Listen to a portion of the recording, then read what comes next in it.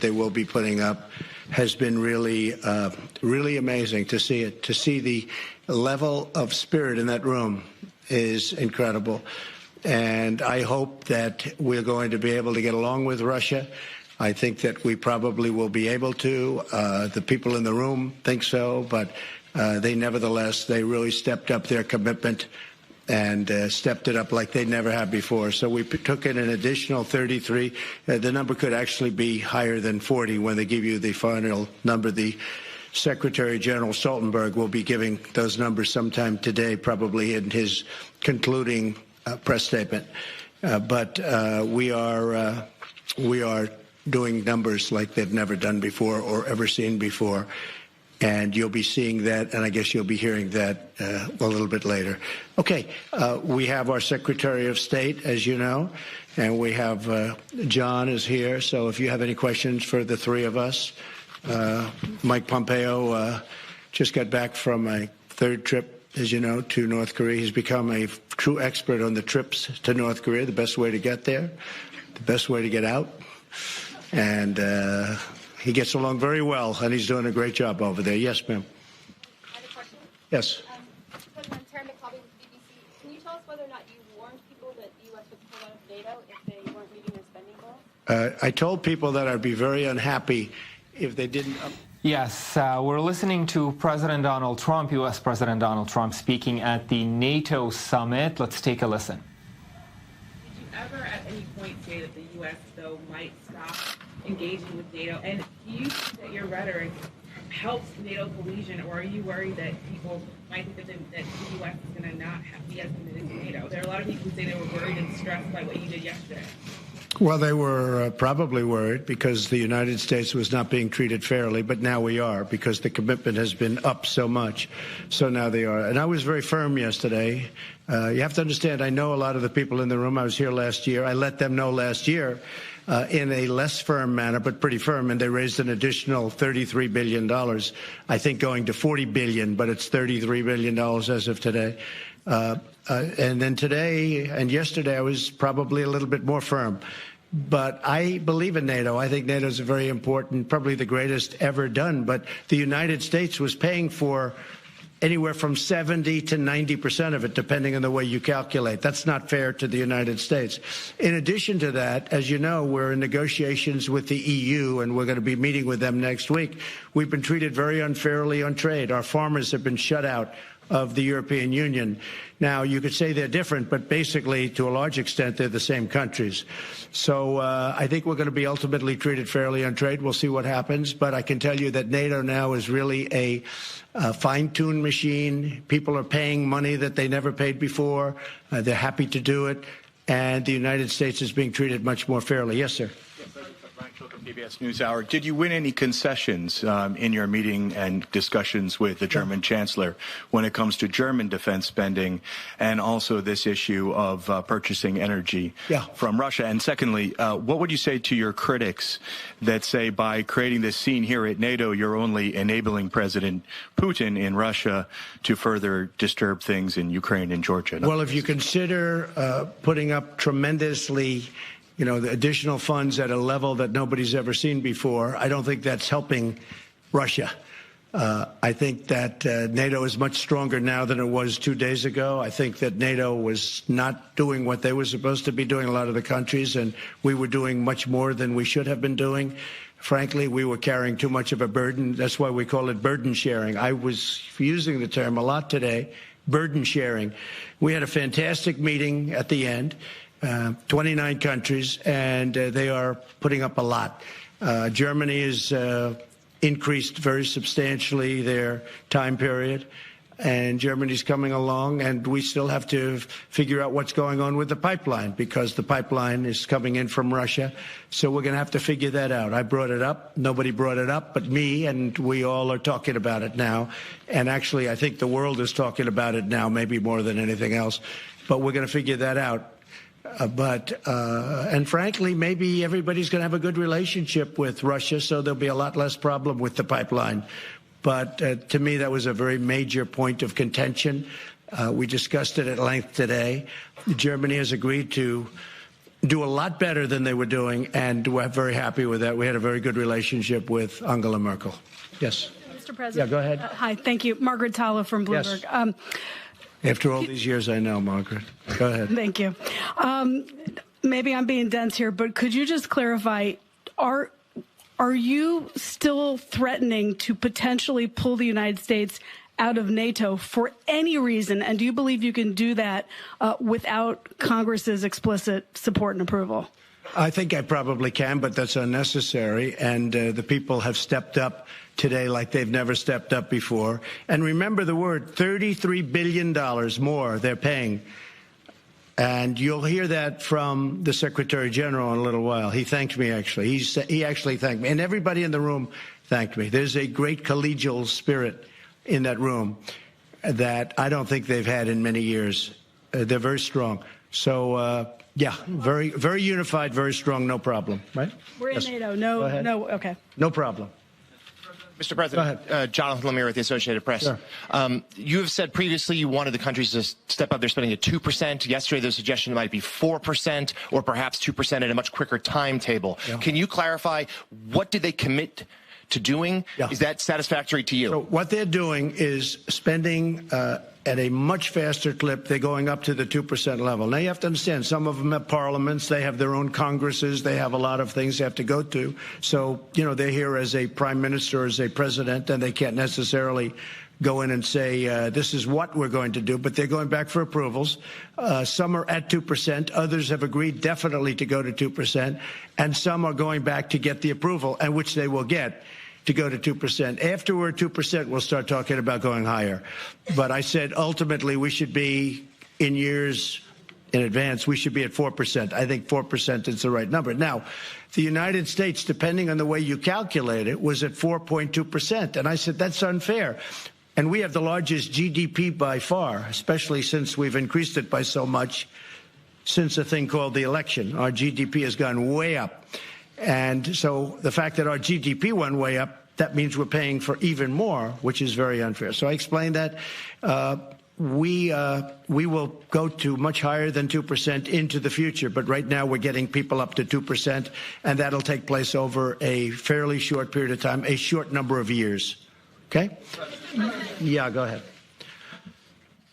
Hi, Tomislav Krasnec from Večernji List, Croatian daily newspaper. We understand your message. Congratulations, by the way. Thank you. Thank you. We understand your message, but some people ask themselves, will you be tweeting differently once you board the Air Force One? Thank you. No, that's other people that do that. I don't. I'm very consistent. I'm a very stable genius. Go ahead. Yeah, go ahead. Thank you, sir. Jeremy Diamond with CNN. How are you? Jeremy. Quick question with regards to Germany and the comments that you made yesterday. Do you feel like, given the threats that you made about potentially leaving NATO, about insulting Germany's sovereignty, it appears, by suggesting they are totally controlled by Russia, do you feel like that's an effective way to conduct diplomacy? And secondly, would you be able to be a little bit more specific about the commitments that you secured today with regards to increasing financial commitment? Is there an updated timeline? Are there specific countries you could cite? Because a majority of them are already planning to meet that 2% threshold by 2024? No, many of them. In fact, Germany was going to be in the year 2028 or 30. Yeah, I think it's a very effective way to deal, but I didn't deal exactly the way you said. I have great respect for Germany. My father's from Germany. Both of my parents are from the EU, despite the fact they don't treat us well on trade, but I think that'll change also. And I think we'll see that because on the 25th of July, they're coming in to start negotiations with me. We'll see. And if they don't negotiate in good faith, we'll do something having to do with all of the millions of cars that are coming into our country and being taxed at a virtually zero level, at a very low level. But, Jeremy, I think it's been a very effective way of negotiating, but I'm not negotiating. I just want fairness for the United States. We're paying for far too much of NATO. NATO is very important, but NATO is helping Europe more than it's helping us. At the same time, it's very good for us. So we have now got it to a point where people are paying a lot more money. And that's starting really last year. It really had, as you were there last year. And last year we had a big impact. Again, we took in $33 billion more And if you ask Secretary General Stoltenberg, he gives us total credit, meaning me, I guess, in this case, total credit, because I said it was unfair. Now, what has happened is presidents over many years, from Ronald Reagan to Barack Obama, they came in, they said, okay, hey, do the best you can, and they left. Nobody did anything about it. And it got to a point where the United States was paying for 90% of NATO.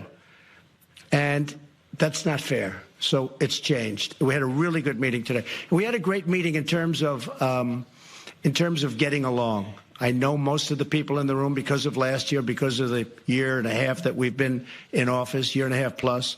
But we have a great relationship. Everybody in that room, by the time we left, got along, and they agreed to pay more, and they agreed to pay it more quickly. Yeah. Go ahead, Phil. Hey, Mr. President, Philip Rucker from the Washington Post. You tweeted yesterday, what good is NATO? And you've talked about NATO as an alliance that benefits Europe, that defends and protects Europe. Do you see any value of NATO to the United States vis-a-vis Russia? Does it help protect the United States from Russia, in your view? I think it's another very strong ally, as together it's much stronger than, obviously, individual countries. I think it's the way we have it now. I think it's I think NATO got... you know what was happening with spending prior to my getting into office. The numbers were going down. Now the numbers have gone up like a rocket ship.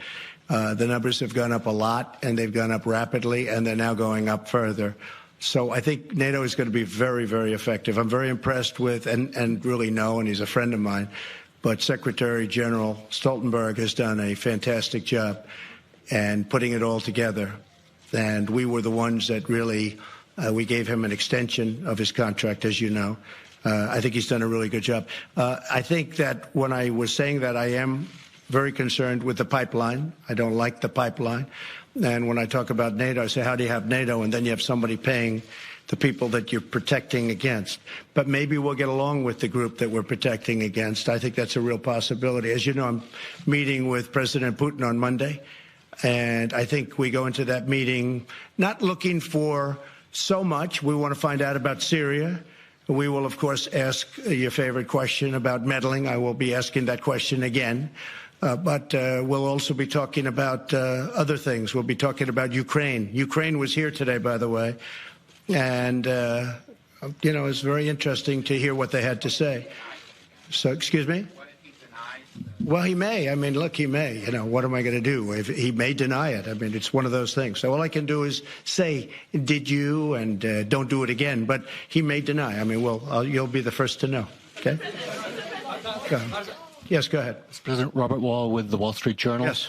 If the Germans and the Canadians and others don't come up to 2%, what is your fallback position? How will you up the pressure to make them actually? Well, they will. They will. I have no doubt about it. They all made commitments, and they will be up to 2%. It'll be over a relatively short period of years. Okay? Please. Thank you so much. Yes, go ahead. Georgian TV, Palestine News. Mr. President, what do you think today needs or not Georgia most support from NATO? And I want to ask about Georgia.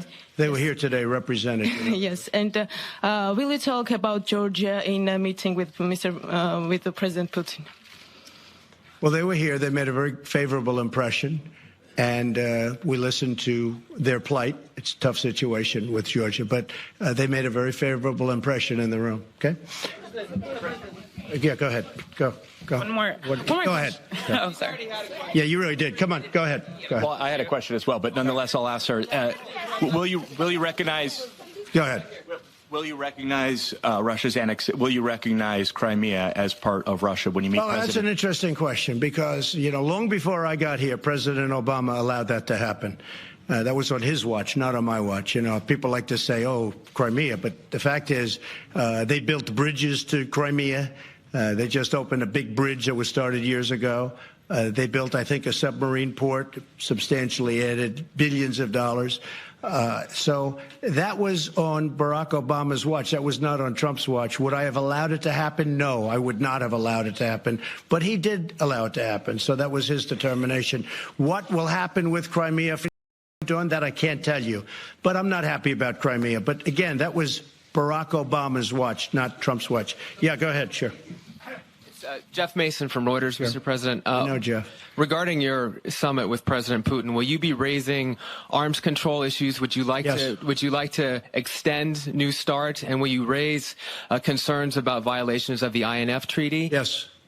And as a follow-up to the NATO meeting today, will you suggest to him or would you consider stopping military exercises in the Baltic states if that's something that he requests? Well, perhaps we'll talk about that. But I will say that we are going to be talking about those three issues and many more. We'll be talking about it, Jeff. Okay? Go ahead. Go ahead. Ivo Caizzi, Corriere della Sera. We are in the NATO headquarters that costed almost the double as planned before. I would like to know if you are planning to guarantee the taxpayers that the new money that is flowing into NATO will be spent in the best possible way, especially the money coming from countries that have several problems with the public finances. Well, the money will be spent properly. And one of the things that we have many wealthy countries with us today, but we have some that aren't so wealthy. And they did ask me if they could buy the military equipment and could I help them out? And we will help them out a little bit. We're not going to finance it for them, but we'll make sure that they're able to get payments and various other things so they can buy. Because the United States makes by far the best military equipment in the world, the best jets, the best missiles, the best guns, the best everything. We make by far. I mean, that's one thing. I guess I assumed it prior to taking office, but I really learned since being president, our equipment is so much better than anybody else's equipment. When you look at our companies, Lockheed and Boeing and Grumman, what the material, the equipment that we make is so far superior. Everybody wants to buy our equipment. In fact, it's a question, can they make it? Because they are doing very well. Can they make it for so many people? So we are helping some of those countries get online and buy the best equipment. Yeah, go ahead. Hi, I'm Kristen Brown with Fox News. On your upcoming summit with President Putin, did any of your allies here express any specific concerns or talk to you about any messages that they'd like you to take with you when you go to the summit? Yeah, just the opposite of concern. They actually, and they'll probably come out with a little bit of an edict, but they actually thanked me for meeting with President Putin. I look forward to the meeting. They thanked me. They thought it was a great thing that I was doing it, and they gave us our best wishes, or their best wishes. Now, with that being said, we'll see what happens. Just a loose meeting. It's not going to be big schedule. I don't think it should take a very long period of time, and we'll see where it leads. But it could lead to something very productive, and maybe it's not. But I think meeting with people is great. We had a great meeting with Chairman Kim. And I'll tell you, Mike Pompeo did a fantastic job. I might ask you to say a few words, Mike, while you're here. Just 1 second. Mike, go ahead. Yes, sir. Thank you, Mr. President. So I did. I returned, actually came straight from North Korea with a couple of stops here to Brussels. We had a productive conversation. There remains a great deal of work to do. But I think most importantly, my counterpart, Kim Young-chol, made a commitment consistent with what President Trump was able to achieve with Chairman Kim, which was they intend to denuclearize, they're going to accomplish it, and now the task is to get it implemented. I think just to finish on that, it's so important. That was really an amazing meeting, I thought. And I really think that we established very good relationships. We'll see where it all lands, but there have been no missile tests. There have been no research. They have blown up a site. I hear they're blowing up another site, missile site. They've taken down all of the propaganda. In fact, somebody said there's no more music playing at the borderline. The music was going on for many years. They said recently that, wow, there's no more of the heavy music and the propaganda. They've done a lot of things, and we got back our 3 hostages. So it's a good process. But the main thing is there have been no rocket launches. There have been no missile tests. There's been no nuclear tests, no explosions, no nothing for almost 9 months. Okay. Yeah, please. Sure. Ewan McCaskill from The Guardian. Your trip to the UK, there are lots of protests planned in London and elsewhere. How do you feel about that? I think it's fine. I mean, I think they like me a lot in the UK. I think they agree with me on immigration. I'm very strong on immigration. I made a point today. I said, you've got to stop ruining you're going to have a lot of problems. You see what's going on throughout the world with immigration. I probably at least partially won an election because of immigration. If you look at Italy, Giuseppe, who I got to know quite well over the last month and a half, he won his election because of strong immigration policies on Italy. I think that a lot of the people in the UK, I think that's why Brexit happened. Now, I don't know what's going on with the negotiation, who knows, and I guess that's become a very interesting point of contention. I said I'm going to a few hot spots. We have NATO, then we have the UK, and then we have Putin. And I said, Putin may be the easiest of them all. You never know.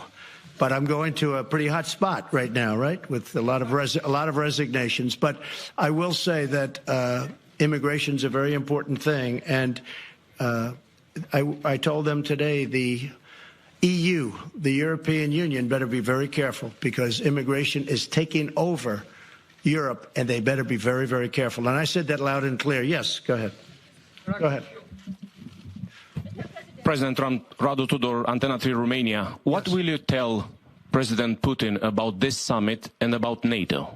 Well, I think he's going to see about this summit. This has turned out to be a very successful summit. This is, I think really that NATO is more put together right now, is more coordinated, and I think there's a better spirit for NATO right now than perhaps they've ever had. It's richer than it ever was. The commitments are made at a higher level than they've ever been made, and the money to be paid out faster, far faster. You know, the 2% was a range, a goal. It wasn't something that they were committed to. Now it's a commitment. There's a big difference, the 2% number. And that's why so many people weren't reaching it or hitting it. It was just sort of like this amorphous number out there. Now it's a commitment, a real commitment.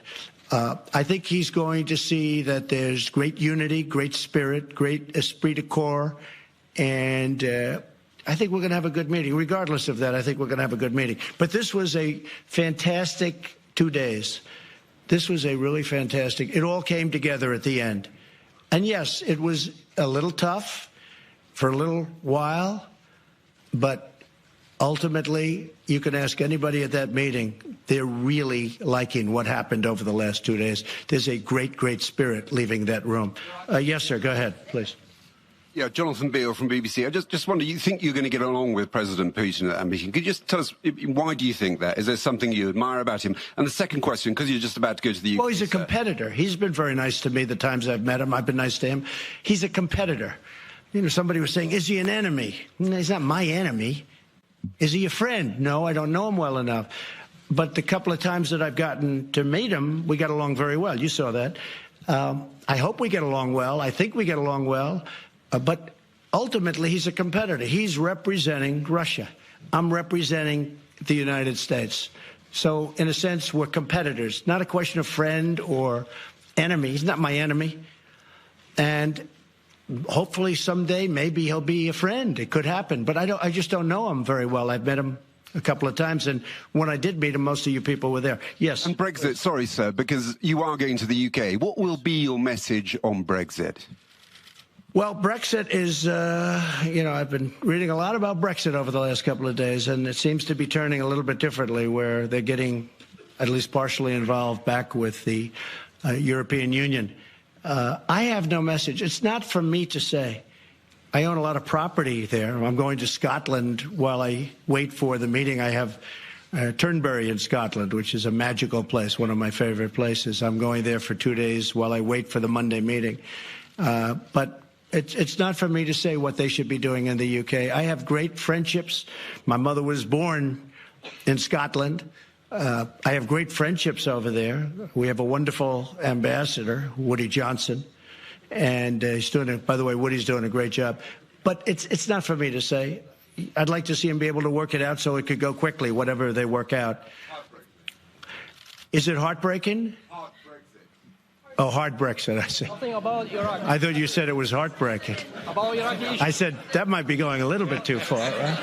Heartbreaking. Is it heartbreaking? A lot of things are heartbreaking.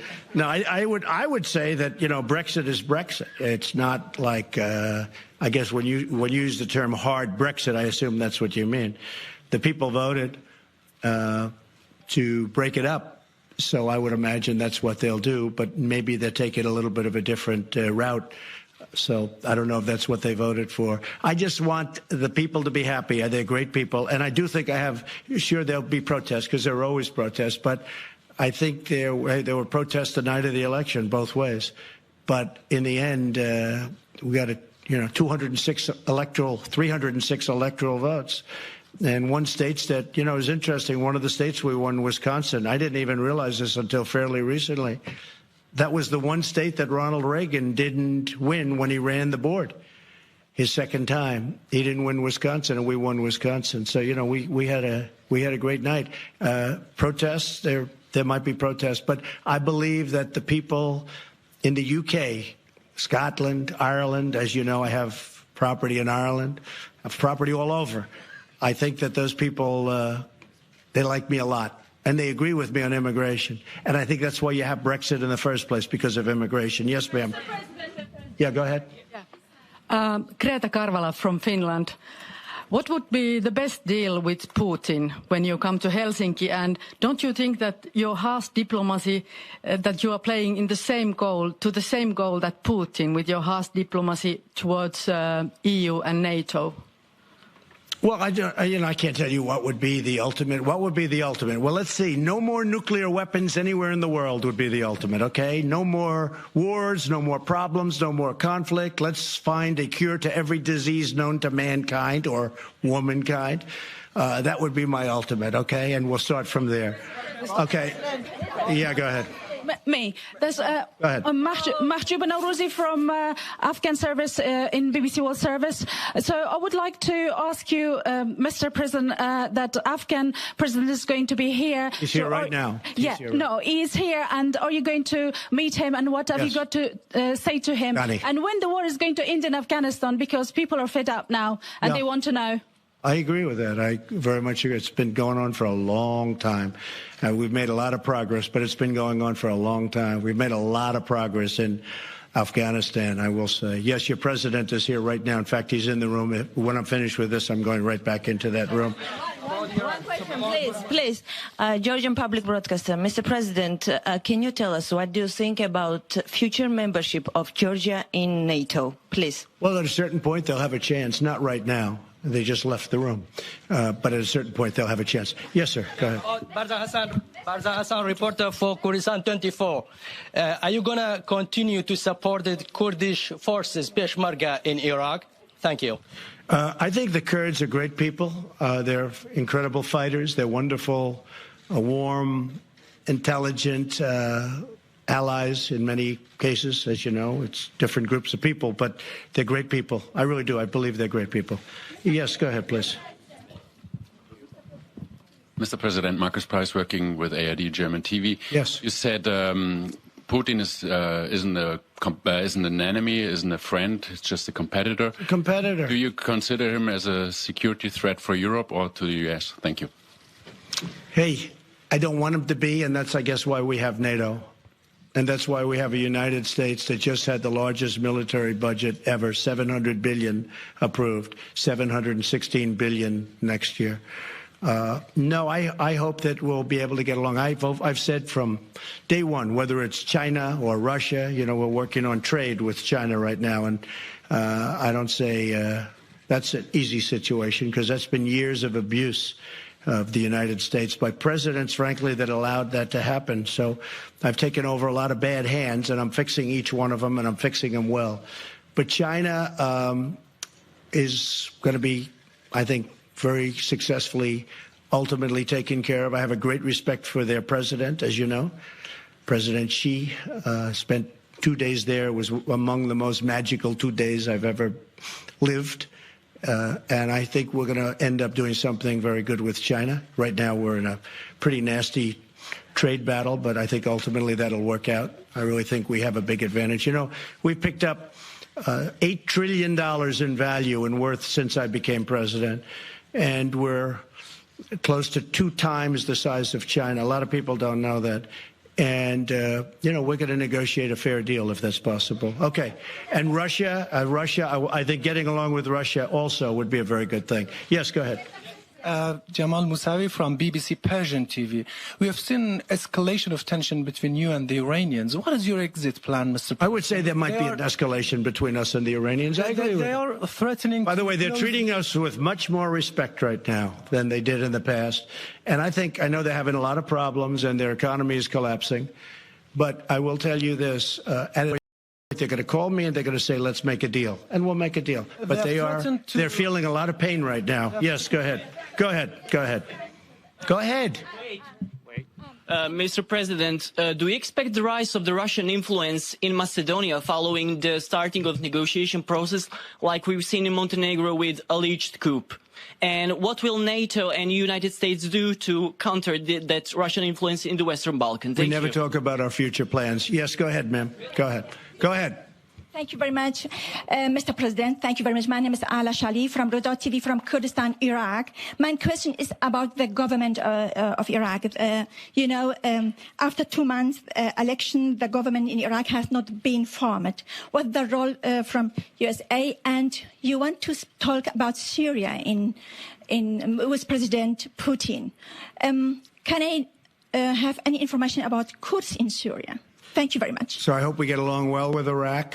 We've certainly spent a great fortune in Iraq and many, many lives, thousands and hundreds of thousands of lives, if you think on both sides, which I always think about both sides, not just our side. And they had an election, and I hope we're going to be able to get along, and we'll see how that goes. We've already been talking to the people that won the election. I was not in favor of that war. I was very much against that war. I never thought it was a good thing, but that's another deck of cards that I inherited, and we'll do the best we can with it. I think the election was pretty conclusive, and again, we've spoken to them. We'll see what happens. Yes, sir, go ahead. Go ahead. To the next event, we have time for one more question. Good. I'm Asia Atrous from Asabah newspaper in Tunisia. I come from a very far country, a small country in northern Africa, Tunisia. My question, Mr. President, we really admire what you are doing in North Africa, and we really wish and hope that something again will be done in the Middle East to avoid people more wars and more blood and more killings in the Middle East with a just peace process that gives everyone its... We're looking for peace, and Africa, as you know, is it's on our very strong list. But we're looking for peace. We want peace all over. We want to solve problems. We're looking for peace. Africa right now has got problems like few people would even understand. They have things going on there that nobody could believe in this room. If you saw some of the things that I see through intelligence, what's going on in Africa, it is so sad and so vicious and violent. And we want peace. We want peace for Africa. We want peace all over the world. That's my #1 goal, peace all over the world. And we're building up a tremendous military because I really believe through strength you get peace. But we're going to have a military like we've never had before. We've given out orders for, the best fighter jets in the world, the best ships, the best everything. But hopefully we'll never have to use them. That would be a dream. To buy the best stuff, to have the best equipment in the world, and to never have to use it would be a really great part of my dream. Thank you very much, everybody. Thank you. I'm going to be leaving in about a half an hour. Thank you. Ladies and gentlemen, please remain in your seats while a delegation departs. Hi, welcome back. Thanks for staying with us here in I-24 News. We are going out for a break in just a minute, and we're going to come back with much more analysis on the better part of an hour's press conference and question and answer session President Trump had. First reaction very quickly, Owen Alterman,